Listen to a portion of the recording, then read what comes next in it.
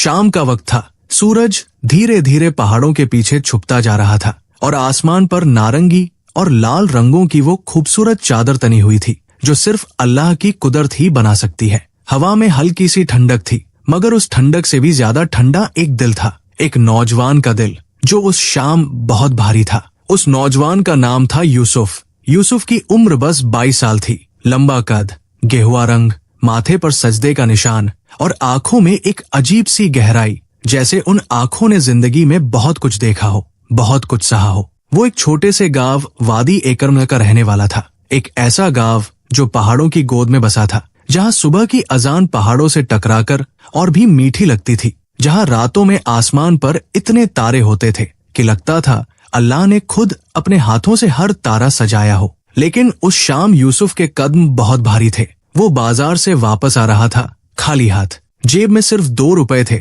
जो किसी काम के नहीं थे। घर में माँ बीमार थी, छोटी बहन जैनब भूखी थी और चूल्हे पर रखी हाड़ी में सिर्फ पानी था। कोई आटा नहीं, कोई दाल नहीं, कोई सब्जी नहीं, कुछ भी नहीं। 3 दिन हो गए थे, 3 पूरे दिन यूसुफ ने खुद खाना नहीं खाया था ताकि जैनब और माँ को थोड़ा थोड़ा मिल सके, मगर अब वो थोड़ा थोड़ा भी खत्म हो गया था। यूसुफ रुक गया। गांव के बाहर एक पुराना पीपल का दरख्त था, सैकड़ों साल पुराना, जिसकी जड़ें जमीन के ऊपर निकली हुई थी जैसे बूढ़े आदमी की उंगलियां। उसने उस दरख्त की एक मोटी जड़ पर बैठकर अपना सिर दोनों हाथों में थाम लिया। उसकी आंखें नम हो गई। या अल्लाह, वो फुसफुसाया और उसकी आवाज कांप रही थी। मैंने कभी हराम की तरफ हाथ नहीं बढ़ाया, मैंने कभी किसी को धोखा नहीं दिया, मैंने कभी झूठ से रोटी नहीं कमाई। तूने मुझे देखा है, तू जानता है, लेकिन आज मेरे घर में खाना नहीं है। मेरी माँ बीमार है, उनकी दवाई नहीं है, मेरी बहन भूखी है। या रब, मैं क्या करूं? मुझे राह दिखा, बस तू ही मेरा सहारा है। उसकी आंखों से आंसू टपके। एक एक आंसू उस सूखी मिट्टी में जज्ब हो गया, जैसे जमीन भी उसका दर्द महसूस कर रही हो, जैसे वो पत्थर और मिट्टी भी उसके साथ रो रहे हों। यूसुफ का बाप 3 साल पहले गुजर गया था। अब्बा एक नेक इंसान था, हमेशा हलाल कमाता था, हमेशा सच बोलता था, हमेशा नमाज पर पाबंद था। लोग उन्हें सच्चे अब्दुल करीम कहते थे। मरने से पहले उन्होंने यूसुफ का हाथ अपने दोनों हाथों में थाम कर कहा था। आवाज में कमजोरी थी, मगर आंखों में यकीन था। बेटे, मैं तुम्हारे लिए दौलत नहीं छोड़ रहा। दुनिया की दौलत तो आती जाती रहती है। मैं तुम्हारे लिए एक वसीयत छोड़ रहा हूँ, एक ही वसीयत। ध्यान से सुनो और दिल पर नक्श कर लो। चाहे भूख हो, चाहे तकलीफ हो, चाहे पूरी दुनिया मुंह फेर ले, हराम की तरफ कभी कद मत बढ़ाना। हलाल रिस्क में बरकत होती है, चाहे थोड़ा ही क्यों न हो। हराम माल पेट तो भर सकता है, मगर दिल को खा जाता है, और जिसका दिल मर जाए वो इंसान नहीं रहता। यूसुफ ने अपने मरते हुए अब्बा की वो बात दिल पर नक्श कर ली थी। 3 साल गुजरे, हर मुश्किल में वो बात याद आई और हर बार उसने अपने कदम रोक लिए। लेकिन आज उस पीपल के दरख्त के नीचे बैठे बैठे, पेट में भूख की आग और दिल में मां बहन की तकलीफ का दर्द लिए, उसके जहन में एक ख्याल आया जिसे वो कभी आने नहीं देता था। गांव में एक आदमी था, करीम चाचा।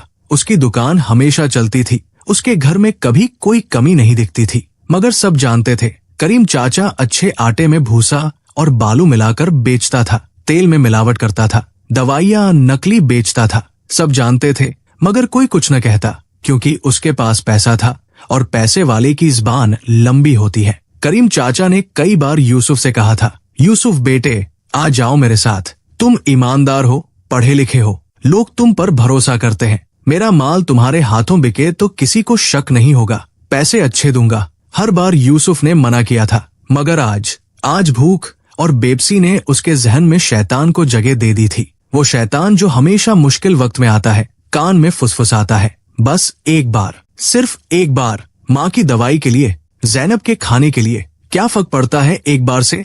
यूसुफ उठा, उसके पाँव कांप रहे थे, उसका दिल एक तरफ खींच रहा था और उसका ईमान दूसरी तरफ। मगर भूख बहुत जालिम होती है। उसके कदम करीम चाचा की दुकान की तरफ बढ़ने लगे, मगर तभी कुछ हुआ।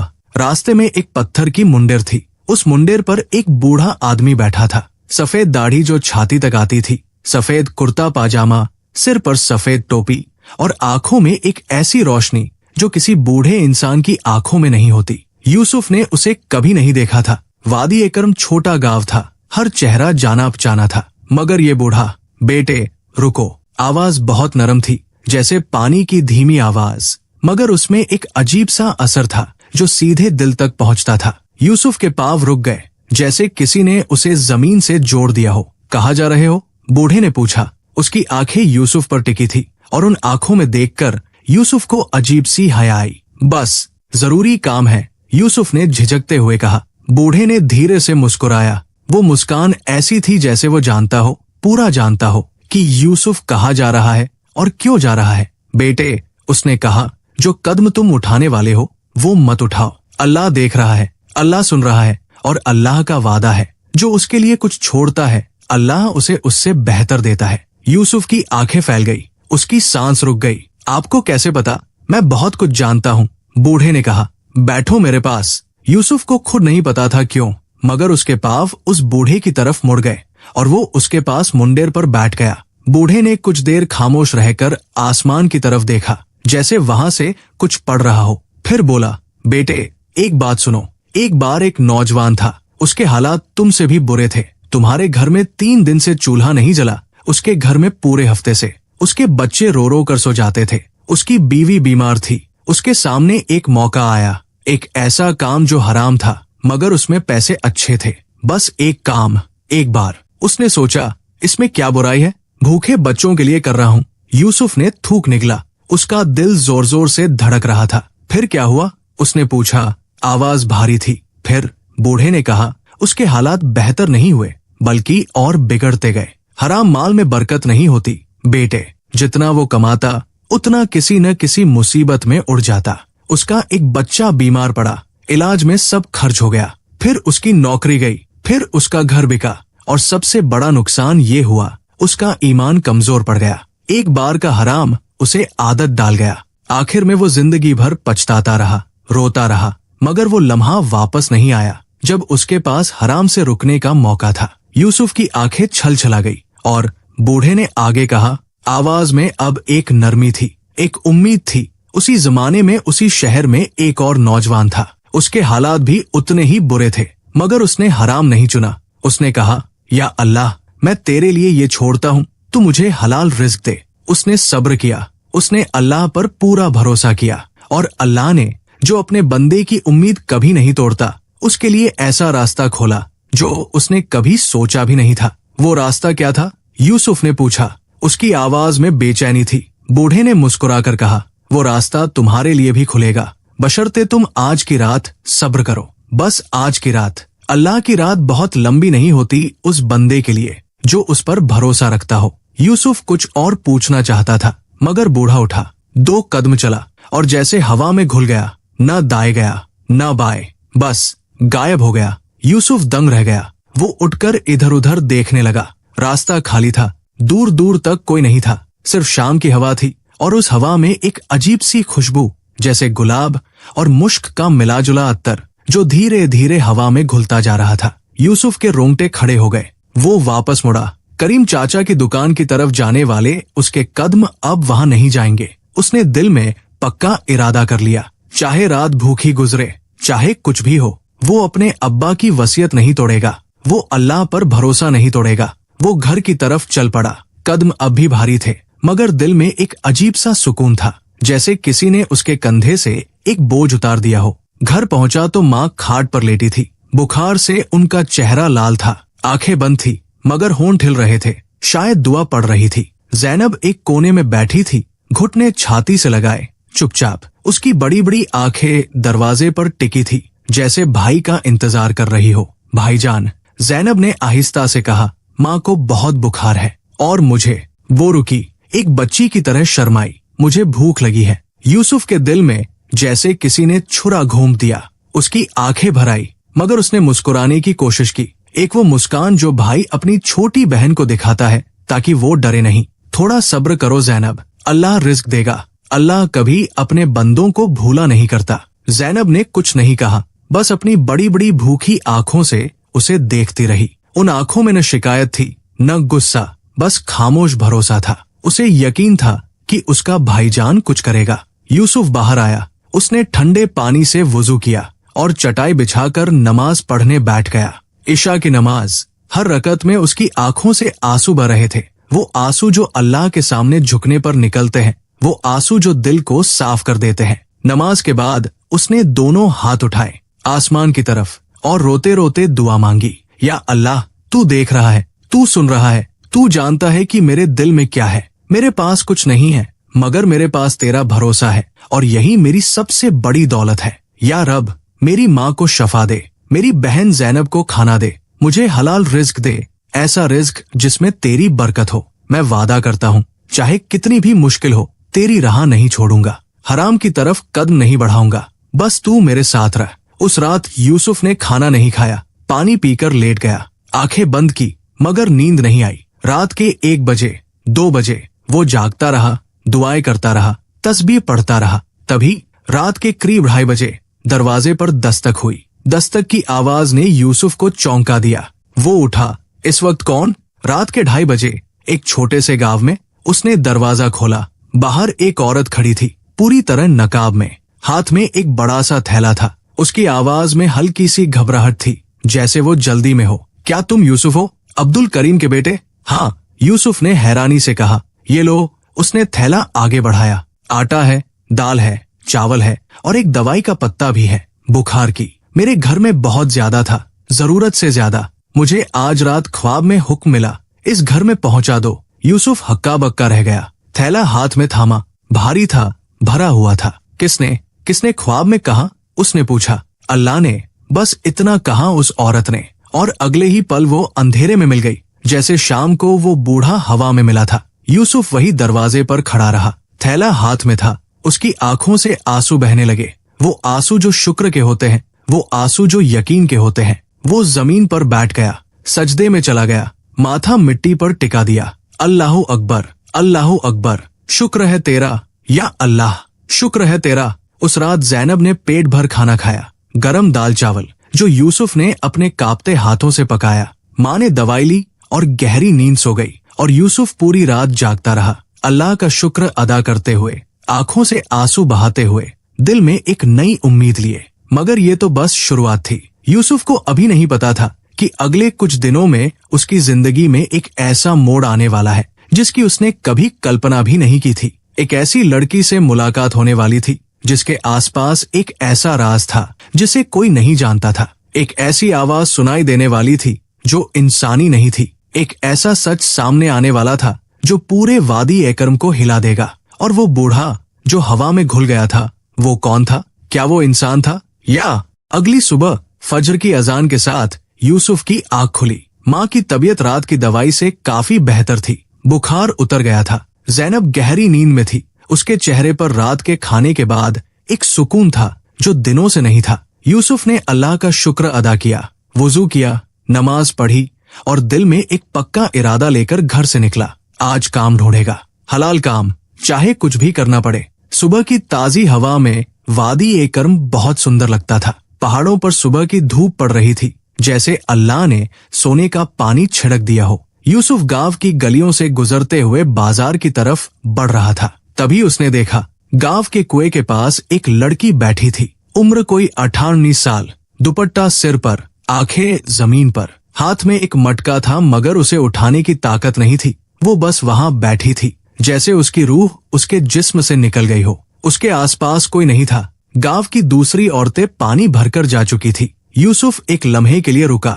उस लड़की की आंखें उठीं और यूसुफ की नजर उन आंखों से टकराई। वो आंखें बहुत अजीब थी। उनमें एक ऐसा दर्द था जो शब्दों में नहीं आता, एक ऐसी थकान जो जिस्म की नहीं रूह की थी। मगर साथ ही उन आंखों में एक रोशनी भी थी, बहुत हल्की सी, जैसे राख के नीचे दबी चिंगारी। यूसुफ ने नजर हटाई। वो आगे बढ़ने लगा, मगर तभी उसने सुना एक कमजोर आवाज, भाई जरा मदद करोगे? यूसुफ रुका, मुड़ा। मटका उठाने में तकलीफ हो रही है। यूसुफ ने आगे बढ़कर मटका उठाया और कुएं से पानी भरने में मदद की। लड़की ने आहिस्ता से कहा, शुक्रिया, कोई बात नहीं। यूसुफ ने कहा, आप ठीक है? लड़की ने कुछ नहीं कहा, बस उसकी आंखें फिर से जमीन पर टिक गई। यूसुफ वहां से चला गया, मगर उन आंखों का वो दर्द उसके दिल में घर कर गया। बाजार में यूसुफ ने पूरा दिन काम ढूंढा, एक दुकानदार से दूसरे दुकानदार तक। कहीं से नहीं न मिली, कहीं से बाद में आना। शाम तक उसे एक काम मिला हाजी साहब की लकड़ी की दुकान पर मजदूरी, पैसे कम थे, काम मेहनत का था, मगर यूसुफ ने हाँ कर दी। हलाल था, बस इतना काफी था। शाम को वापसी पर फिर वो कुआं आया। लड़की अभी भी वही थी। यूसुफ हैरान हुआ। सारा दिन यही? वो आगे बढ़ने लगा, मगर तभी उसने देखा कि लड़की कांप रही थी। ठंडी हवा चल रही थी और उसके कपड़े पतले थे। आप यहाँ क्यों बैठी है? घर नहीं जाना?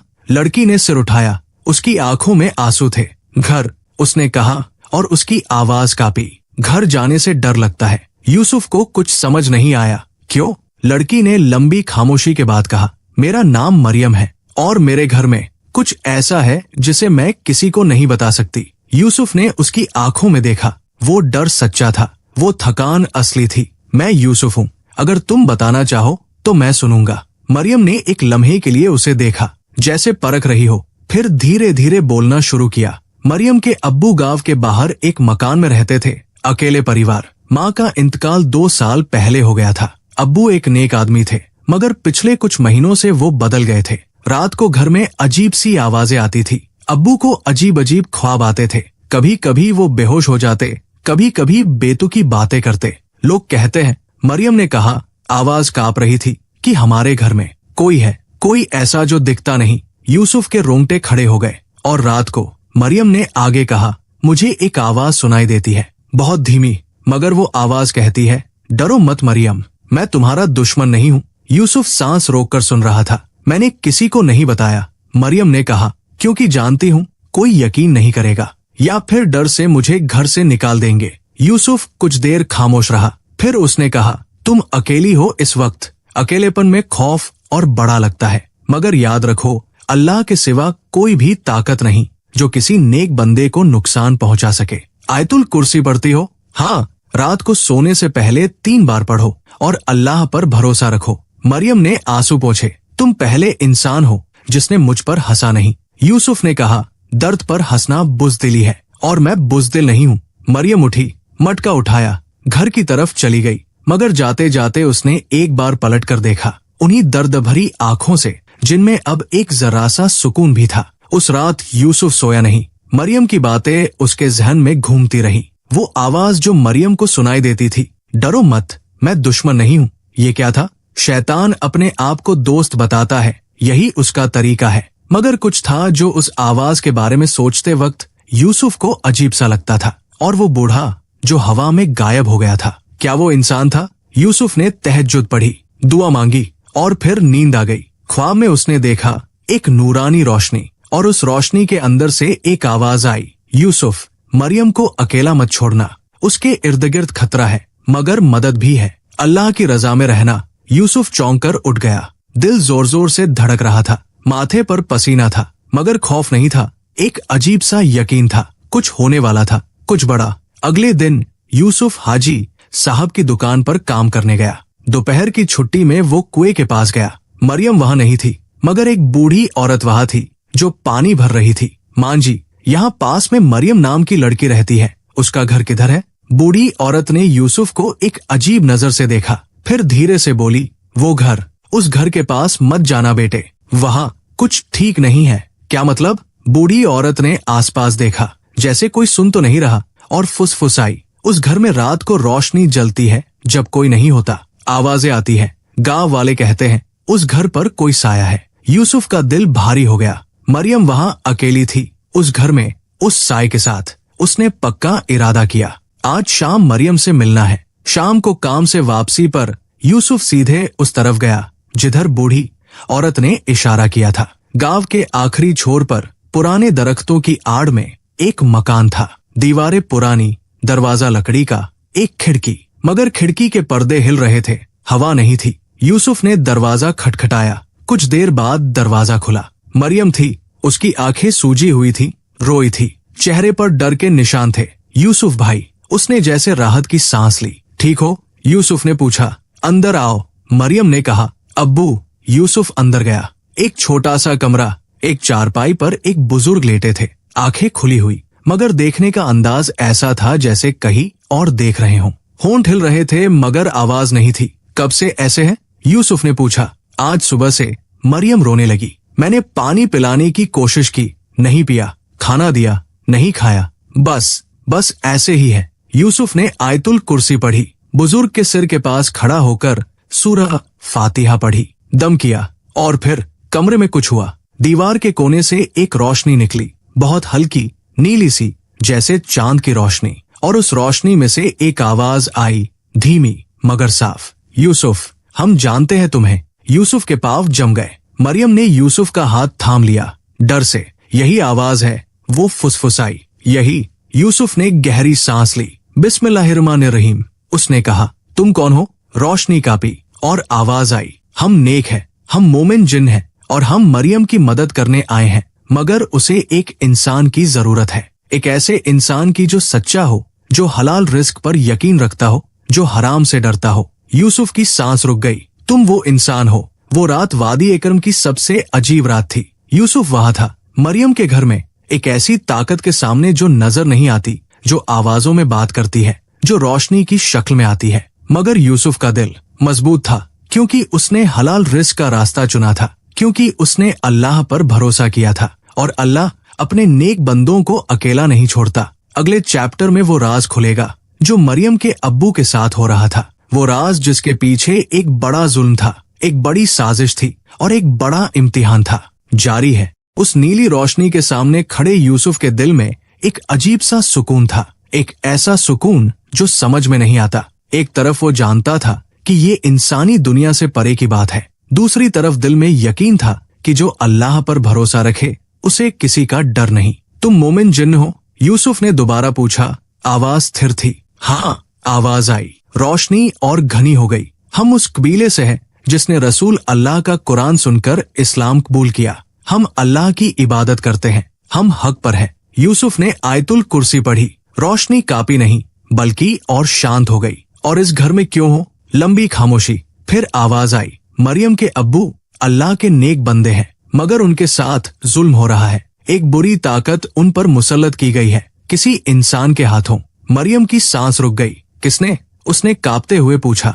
वो इंसान इसी गांव में है। यूसुफ के जहन में एक नाम आया, मगर उसने ज़बान पर नहीं लाया। पहले पूरा सुनना था। जिन ने जो बताया वो सुनकर यूसुफ का दिल भारी हो गया। मरियम के अब्बू बाबा इदरीस वादी एकर में सबसे नेक और सबसे ईमानदार आदमी थे। उन्होंने जिंदगी भर हलाल कमाया, हमेशा सच बोला, हमेशा गरीबों की मदद की। गांव में जो भी झगड़ा होता बाबा इदरीस ही सुलझाते, जो भी किसी के साथ जुल्म होता बाबा इदरीस आगे आते। मगर गांव में एक आदमी था जो बाबा इदरीस से जलता था। उसका नाम था करीम।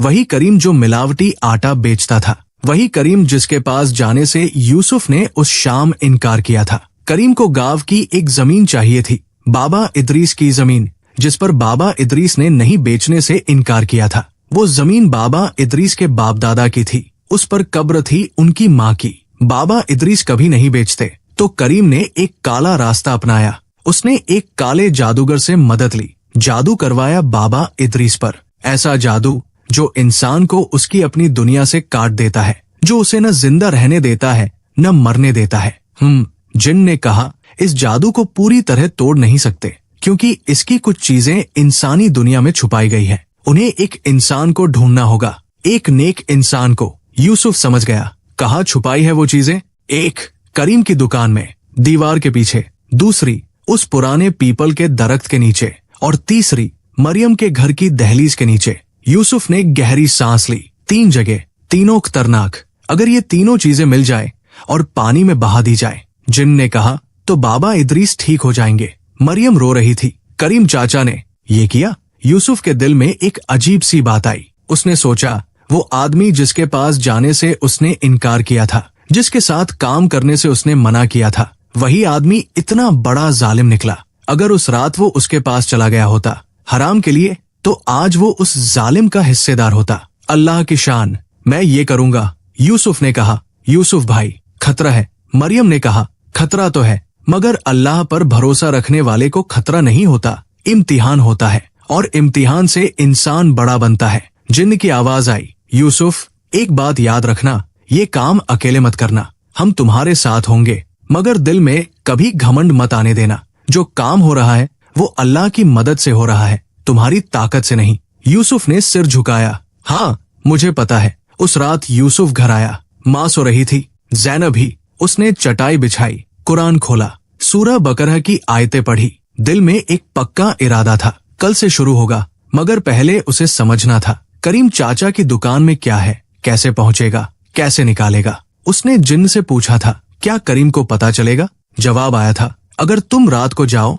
तो नहीं, मगर अगर रात को जाने में डर लगे तो याद रखो, अल्लाह की मदद रात के अंधेरे में भी उतनी ही होती है जितनी दिन की रोशनी में। यूसुफ ने फैसला किया, कल रात। मगर कल रात से पहले जो हुआ वो उसने सोचा नहीं था। करीम चाचा खुद यूसुफ के घर आया। दोपहर को, यूसुफ बेटे, करीम ने मुस्कुराते हुए कहा, सुना है तुम हाजी साहब की दुकान पर काम कर रहे हो, बहुत कम पैसे मिलते हैं वहाँ, मेरे पास आ जाओ, मैं तिगुने दूंगा। यूसुफ ने उसकी आंखों में देखा। वो आंखें, उन आंखों में कुछ था, एक बेचैनी, जैसे उसे कुछ पता चल गया हो, जैसे वो यूसुफ को अपने पास रखना चाहता हो ताकि वो उसकी निगरानी में रहे। शुक्रिया करीम चाचा, यूसुफ ने शांत आवाज में कहा, मगर मैं हाजी साहब की दुकान पर ठीक हूँ। करीम की मुस्कान थोड़ी सी खिंची। सोच लो बेटे, मौके बार बार नहीं आते और गलत मौका एक बार भी नहीं लेना चाहिए, यूसुफ ने कहा। करीम के चेहरे पर एक पल के लिए कुछ आया, एक सख्त भाव जो उसने जल्दी से ढांप लिया, मुस्कुराया और चला गया। यूसुफ जानता था वक्त कम है, कल रात का इंतजार नहीं होगा, आज रात ही जाना होगा। रात का पहला पहर था। यूसुफ ने इशा की नमाज पढ़ी, आयतुल कुर्सी की तिलावत की।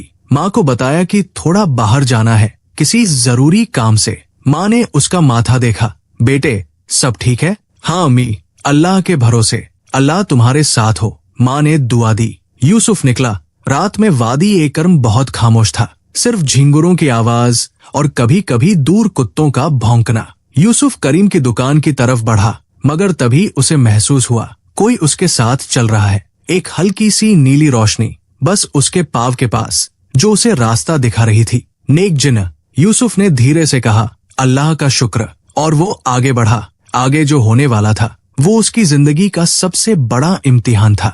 जारी है। वादी एकरम की वो रात ऐसी थी जैसे आसमान ने भी सांस रोक ली हो। चांद बादलों में था, तारे कभी दिखते कभी छुप जाते। हवा बंद थी, बिल्कुल बंद, जैसे दुनिया किसी बड़े लम्हे का इंतजार कर रही हो। यूसुफ करीम की दुकान के सामने खड़ा था। दुकान बंद थी, लोहे का ताला था, मगर जिनकी नीली रोशनी दुकान की दाई दीवार की तरफ इशारा कर रही थी। पिछला दरवाजा। यूसुफ ने धीरे से पिछला दरवाजा धकेला।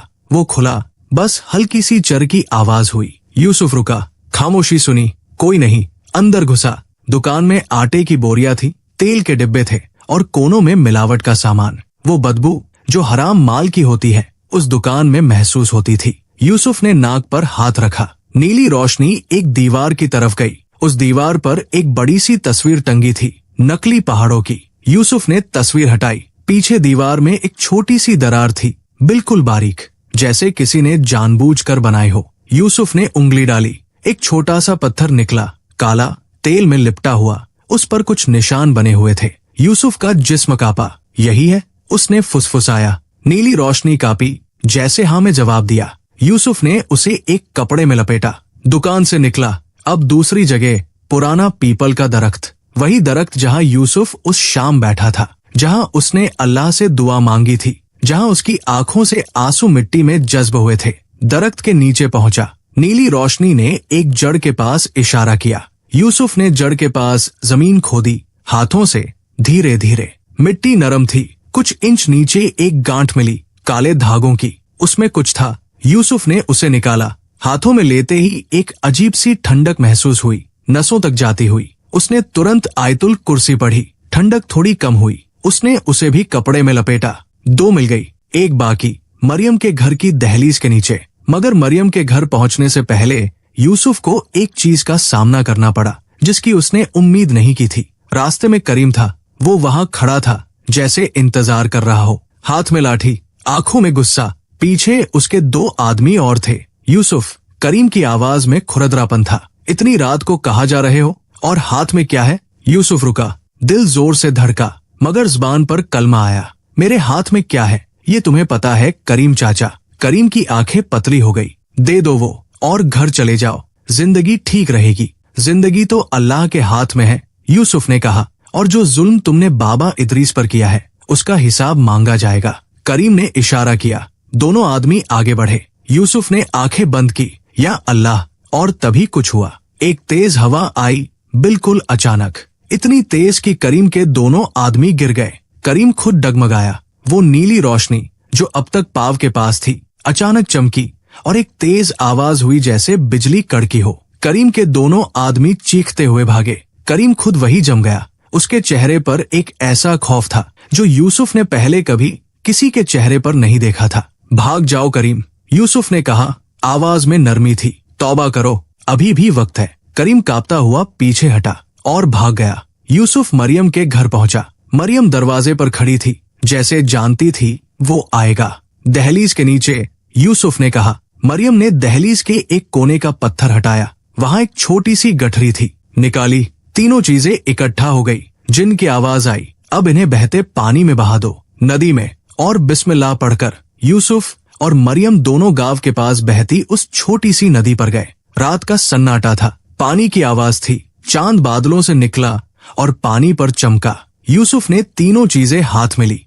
बिस्मिल्लाहिर्रहमानिर्रहीम कहा और पानी में डाल दी। जैसे ही वो चीजें पानी में गई, एक अजीब सी आवाज हुई, जैसे कोई जंजीर टूटी हो। नीली रोशनी एक बार तेज चमकी और गायब हो गई। खामोशी। फिर मरियम की आवाज आई, अब्बू। वो भागी। यूसुफ भी पीछे गया। घर में बाबा इदरीस उठ बैठे थे। आंखें खुली थी, असली आंखें, इस दुनिया की आंखें। उनके चेहरे पर हैरानी थी, थकान थी, मगर होश था। मरियम, उन्होंने बेटी को देखा। अब्बू। मरियम उनसे लिपट गई और जार-जार रोने लगी। यूसुफ दरवाजे पर खड़ा था। उसकी आंखों में आंसू थे, दिल में अल्लाह का शुक्र था। बाबा इदरीस की नजर यूसुफ पर पड़ी। तुम, उन्होंने कहा, तुम कौन हो बेटे?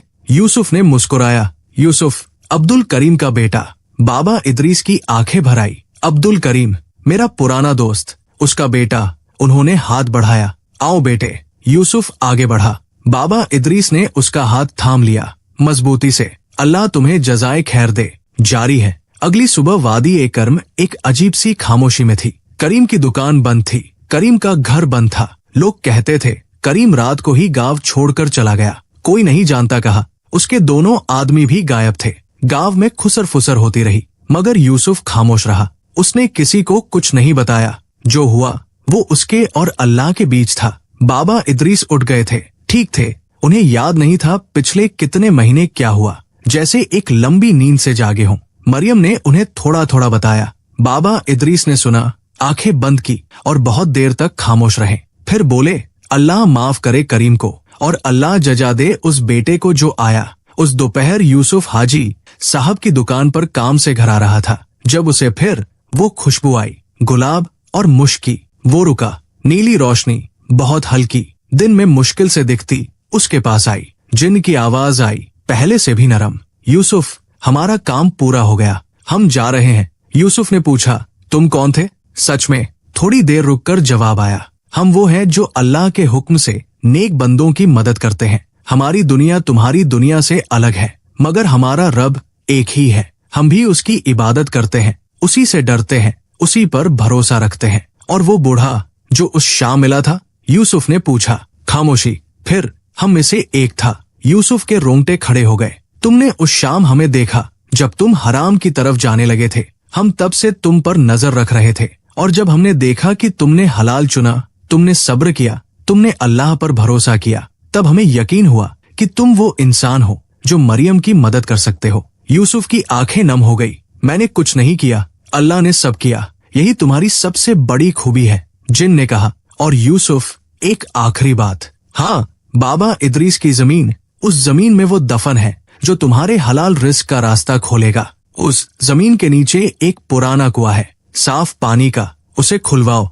पूरे गांव के काम आएगा। और तुम्हारे काम भी। पानी का कुआं, जिंदगी पानी से है, रिस्क पानी से है। जो पानी खुशी से बांटे, अल्लाह उसे खुशी देता है। रोशनी धीमी हुई। अल्लाह हाफिज यूसुफ। नेकी पर कायम रहना, हलाल रिस्क की कद्र करना, और याद रखना, दुनिया में जो भी मुश्किल है वो इम्तिहान है, और जो इम्तिहान पास करे उसके लिए जन्नत है। खुशबू फिर आई और फिर गायब हो गई। यूसुफ वहां खड़ा रहा, आंखों में आंसू, दिल में शुक्र और एक नई सुबह का यकीन। उसी शाम यूसुफ बाबा इदरीस के घर गया। बाबा इदरीस, उसने कहा, आपकी जमीन में एक पुराना कुआं है, क्या मैं उसे खुलवा सकता हूँ? बाबा इदरीस ने उसे गौर से देखा। फिर मुस्कुराए। मेरे अब्बू कहते थे उस जमीन में एक कुआं है जो 50 साल से बंद है। मैं उसे खोलना चाहता था मगर पैसे नहीं थे। पैसे मैं लगाऊंगा, यूसुफ ने कहा। तुम्हारे पास कहाँ से? हाजी साहब ने आज तनख्वाह दी। थोड़ी है मगर शुरुआत के लिए काफी है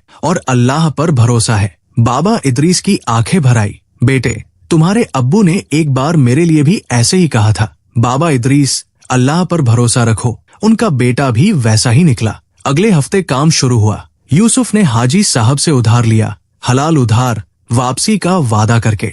गांव के कुछ लोगों ने मदद की। बाबा इदरीस की जमीन पर खुदाई शुरू हुई। तीसरे दिन कुआं मिला, साफ, ठंडा, मीठा पानी। गांव के लोग जमा हो गए। बच्चे खुश हुए, औरतें दुआएं देने लगी, बुजुर्ग कहने लगे यूसुफ ने वो किया जो हम सोच भी नहीं सकते थे। हाजी साहब आए। उन्होंने यूसुफ को देखा, उस कुएं के पास खड़े, चेहरे पर पसीना, कपड़े मिट्टी में सने, मगर आंखों में एक नूर, और उन्होंने उसका हाथ थामा। यूसुफ बेटे, मैं तुम्हें अपनी दुकान का मुनीम बनाना चाहता हूँ। पूरी दुकान तुम्हारे हवाले, ईमानदारी से चलाओ। यूसुफ ने हैरानी से देखा। तुम्हारे जैसे ईमानदार इंसान की मुझे जरूरत है, हाजी साहब ने कहा। और तुम्हें हलाल रिज़्क की। यूसुफ की आंखें भर आई। उसे उस शाम की याद आई जब वो भूखा था, जब जैनब भूखी थी, जब माँ बीमार थी और जब उसने हराम की तरफ जाने से इनकार किया था। उस एक फैसले ने ये रास्ता खोला था। जारी है, वादी एकरम बदल गया था। उस कुएं का पानी पूरे गांव में जाता था।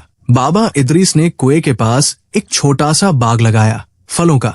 यूसुफ ने हाजी साहब की दुकान ईमानदारी से चलाई। मिलावट नहीं, झूठ नहीं, धोखा नहीं। धीरे धीरे दुकान की शोहरत बढ़ी। लोग दूर दूर से आने लगे क्योंकि उन्हें पता था यहाँ माल असली मिलेगा। माँ की तबीयत पूरी ठीक हो गई थी। जैनब अब स्कूल जाती थी। यूसुफ ने उसकी पढ़ाई शुरू करवाई। रोज सुबह जैनब अपनी किताबें उठाती और दौड़ते हुए स्कूल जाती। उसके चेहरे पर वो खुशी होती जो महीनों पहले गायब थी। यूसुफ रोज सुबह फजर की नमाज के बाद अल्लाह का शुक्र अदा करता।